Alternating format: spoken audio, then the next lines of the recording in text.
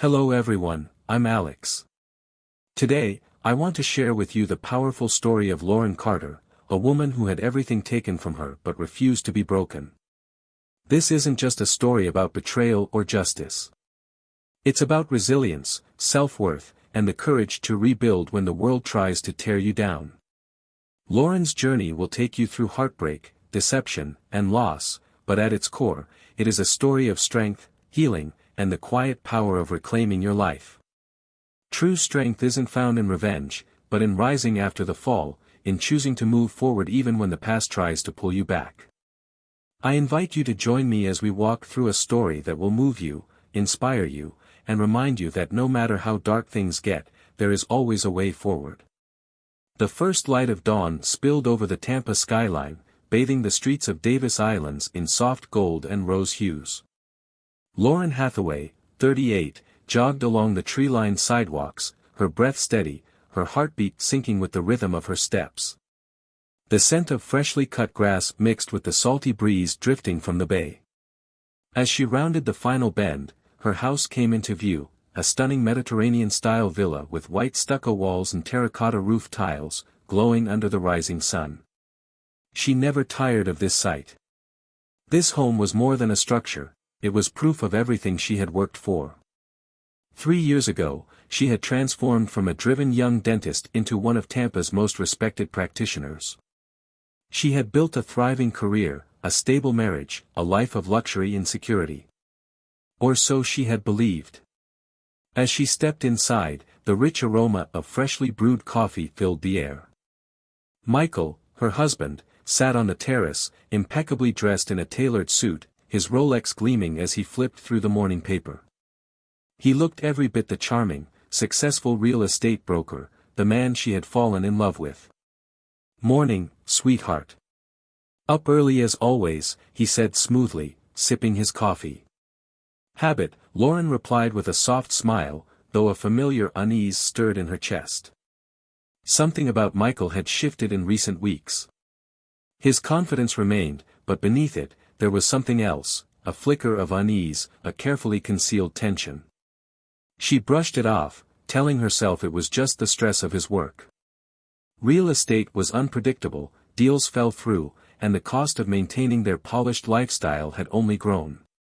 But deep down, a voice she tried to ignore whispered that there was more to his restlessness than financial pressure. Later that morning, at South Tampa Dental Care, Lauren slipped into her routine. The pristine white walls, the scent of antiseptic, the familiar hum of dental equipment, this was her world, predictable and controlled. But even here, the cracks in her life began to show. Her younger sister, Rachel, arrived unannounced in the afternoon, her designer handbag swinging from her arm, a bright but anxious smile on her lips. "Lauren, I need a favor," she said, her voice light but urgent. Lauren already knew what was coming. These visits had become frequent, each one ending in another plea for money.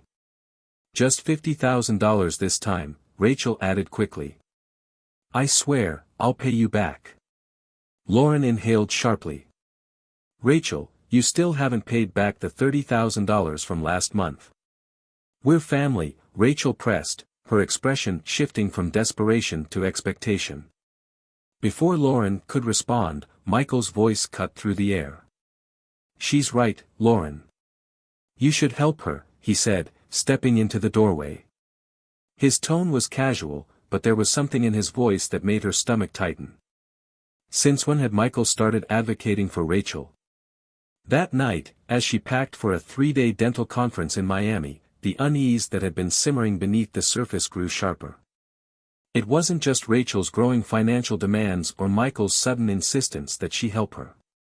It was the hushed phone calls, the vague explanations, the way Michael's eyes flickered whenever she asked about money. She zipped up her suitcase, shaking off the feeling. She was imagining things. Michael was her husband. Rachel was her sister. They wouldn't betray her. She had no idea that by the time she returned, everything she had built would be gone.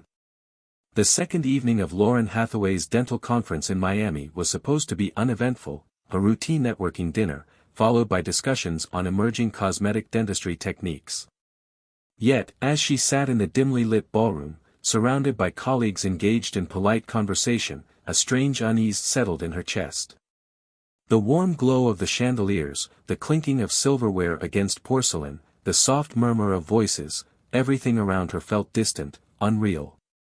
She glanced at her phone. No messages from Michael. No missed calls from Rachel. Michael always texted her, even if only a short goodnight. Rachel, who had practically begged for money a few days ago, had gone completely silent. The absence of communication was deafening. She tried to dismiss the nagging feeling, telling herself she was overthinking, but her instincts, sharpened by years of careful precision and attention to detail, whispered otherwise. As the keynote speaker took the stage, her focus wavered. She felt it, a weight, an inexplicable pressure pressing against her ribs. Something was wrong.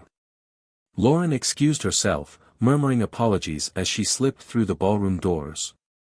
The air outside the venue was thick and humid, but the weight in her chest did not lift. She hailed a taxi. "Where to?" the driver asked. She hesitated for a fraction of a second before answering. "Davis Islands. Home." The ride back to Tampa should have felt familiar, but tonight, it felt like a journey towards something unknown. The usually picturesque view of the bay seemed darker, the water an endless stretch of blackness reflecting the cold city lights. "You live in a beautiful neighborhood," the driver commented as they neared the gated community. Lauren forced a polite nod, but her gaze was locked ahead, on the wrought iron gates that should have been open, now shut. A security guard stood at the entrance, but it wasn't the usual Tampa Security Services uniform. The man wore a different logo, one she didn't recognize. Her heart began to pound. "This is my home," she said, rolling down the window. "What's going on?" The guard hesitated before answering. "I'm sorry, ma'am, but access to this property has been restricted. The ownership changed as of this afternoon." Lauren's breath caught in her throat. "Ownership changed?" "I don't understand," she said, her voice eerily calm despite the panic spreading inside her. "This is my house. I have lived here for 3 years." The guard gave her a look of sympathy, but his stance remained firm. "I have strict instructions from the new owner." For a moment, the world tilted. Lauren's fingers tightened around her purse as she pulled out her driver's license. "Check your records again," she said, forcing herself to remain composed. "This has to be a mistake." The guard exhaled, lowering his voice slightly. "I'm sorry, ma'am. I wish I could help." Then, through the large front windows of the house, she saw them. Michael and Rachel. They stood inside her home, their figures illuminated by the warm glow of expensive chandeliers. Michael held a bottle of Dom Perignon, one she had once considered buying for her birthday, but now, he was toasting with Rachel. She was draped in a flashy red dress, laughing, her glass raised high. Lauren couldn't move. She couldn't breathe. Rachel turned toward the window, and their eyes met. Instead of guilt, Rachel smirked. She lifted her glass in a mocking toast before throwing her head back and downing the champagne. Michael, oblivious to Lauren standing outside, continued his conversation on the phone. "Perfect. The buyer is satisfied. Now, my wife won't be able to look down on us anymore." Lauren's vision blurred. The weight of his words sliced through her like a blade. Her home. Her sanctuary. Her life. Gone. Her hands trembled as she lifted her phone and started taking pictures, the guard blocking the entrance, the security logo, the 2 people celebrating inside. Each snapshot was time-stamped. This wasn't over. She turned back to the taxi, her face unreadable. "Ma'am," the driver asked cautiously. "Are you all right?" Lauren forced a smile, one that felt foreign, strained. "Take me to the Vinoy Renaissance Hotel," she said, her voice eerily steady. "And please, drive fast." As the car pulled away, she kept her gaze locked on the house that had once been hers, growing smaller in the rearview mirror. The twilight sky cast long shadows across the white stucco walls, making them appear stained in red. Even the blooming bougainvillea in the garden seemed to wither under the weight of betrayal. She exhaled slowly, gripping her phone. The pictures stared back at her. This was no time for tears. It was time to fight.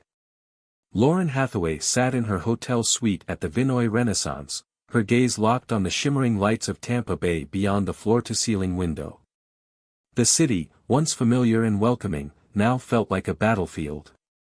Her home had been stolen, her marriage revealed as a lie, and her trust shattered. But beneath the devastation, a new feeling stirred, a sharp, unyielding determination. She had spent years meticulously building a life of stability, success, and integrity. Now, in a matter of days, she had been reduced to nothing in the eyes of the world. But she refused to be defeated. This was not the end of her story. It was only the beginning of her fight. Taking a deep breath, Lauren opened her laptop and logged into her online banking. Her fingers froze. Her savings, once a comfortable $2.5 million, had been reduced to a mere $20,000. Her stomach twisted as she scrolled through the transaction history. Large unauthorized transfers had been funneled into Tampa Luxury Properties LLC, a company she had never heard of. A shell corporation. A front. Lauren clenched her jaw. They had not only stolen her home, but they had drained her financial security as well.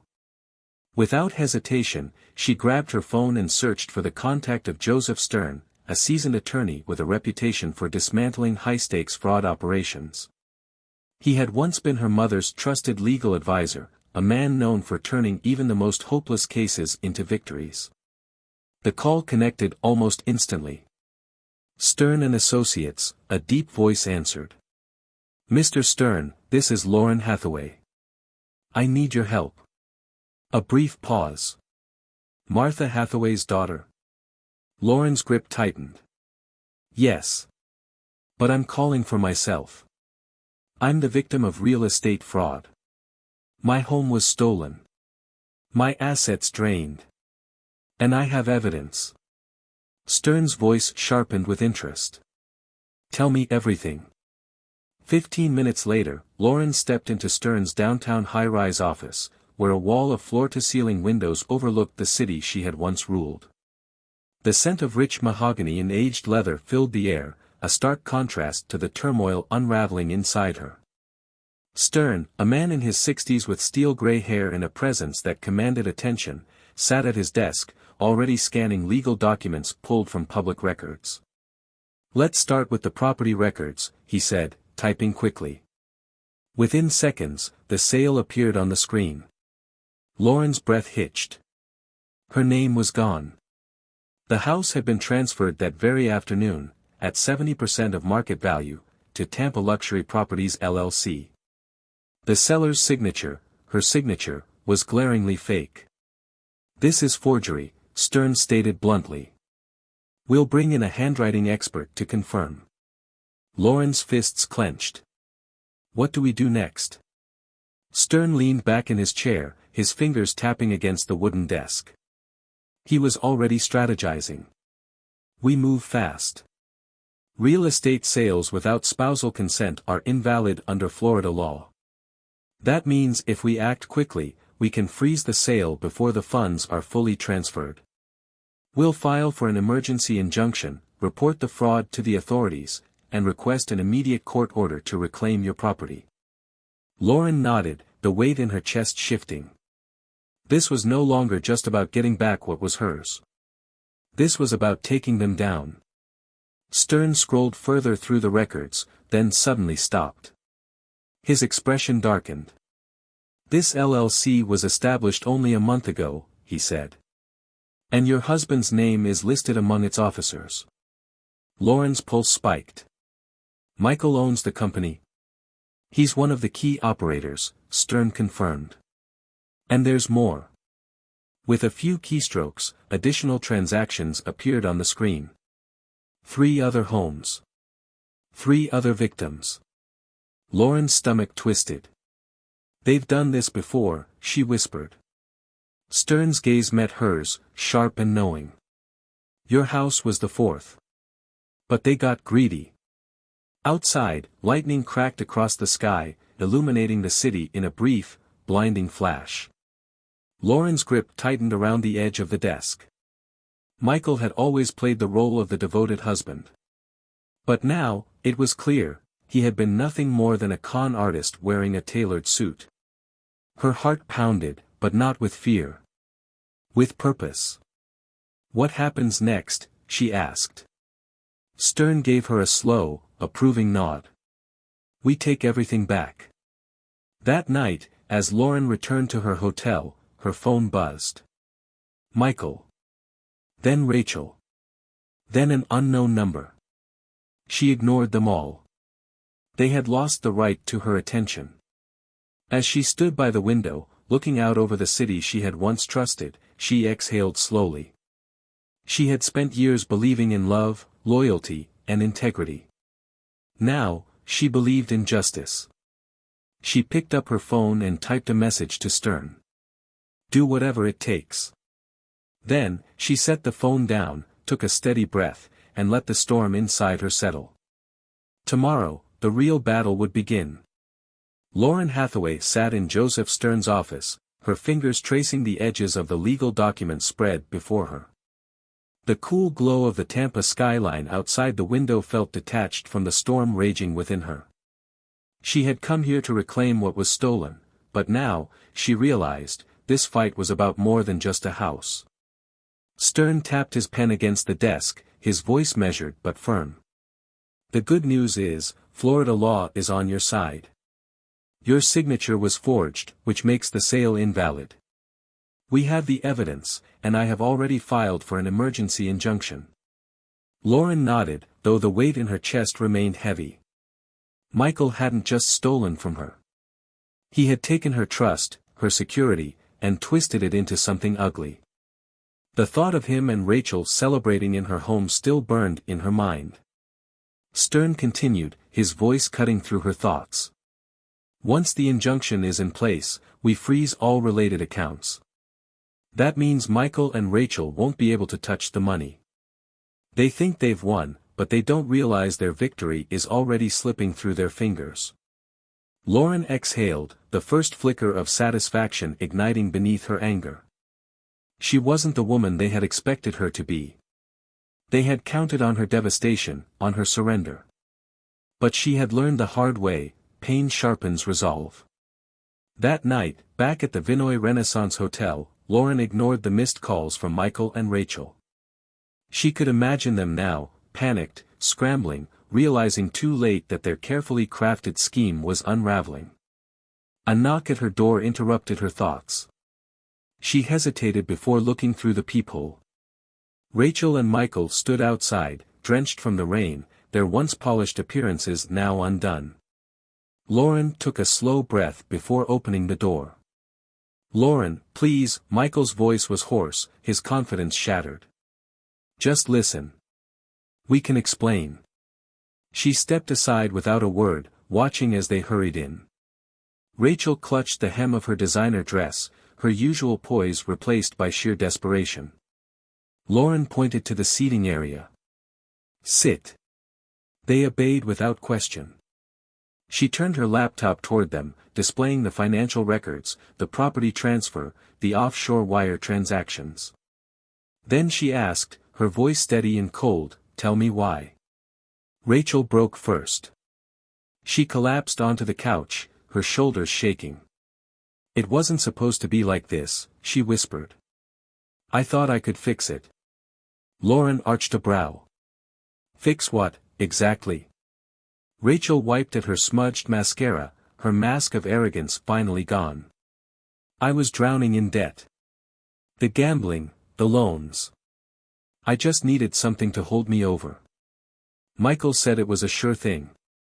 Lauren's gaze shifted to Michael, who sat stiffly, his hands gripping the edge of his chair. And you? Michael exhaled sharply, his jaw tight. I haven't closed a major deal in 2 years. The car, the house, the lifestyle, I had to keep it up. It was all for show. Lauren let his words hang in the air, allowing him to feel their weight. They had destroyed her life not out of necessity, but out of sheer selfishness.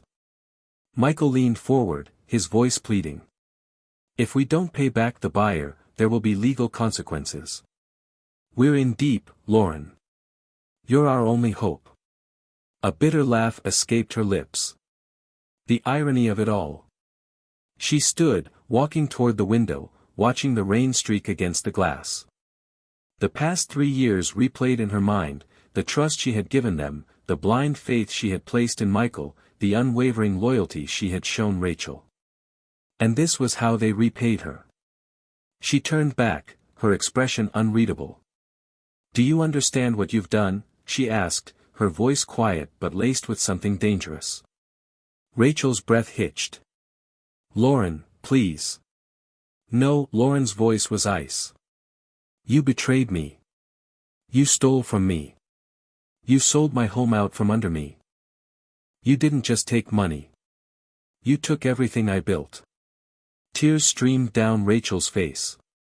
Michael looked away. Lauren reached for her phone, her finger hovering over the dial pad. Michael's eyes widened. Wait. What are you doing? She met his gaze, unwavering. Calling the police. Rachel let out a strangled sob. Lauren, you don't have to do this. We're family.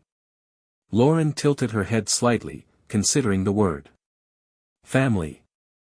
It had once meant everything to her. But not anymore. She pressed the call button. Michael shot to his feet, but before he could move, there was a knock at the door. 2 uniformed officers stood there, their presence sharp and undeniable. Lauren Hathaway, one of them asked. She nodded. They're inside. Rachel let out a broken cry as the officers stepped forward. Michael's face twisted into something between rage and despair. As they were led away, Lauren felt a profound stillness settle over her. She had won. But there was no satisfaction in it, only the cold, hard truth that some things, once broken, could never be repaired.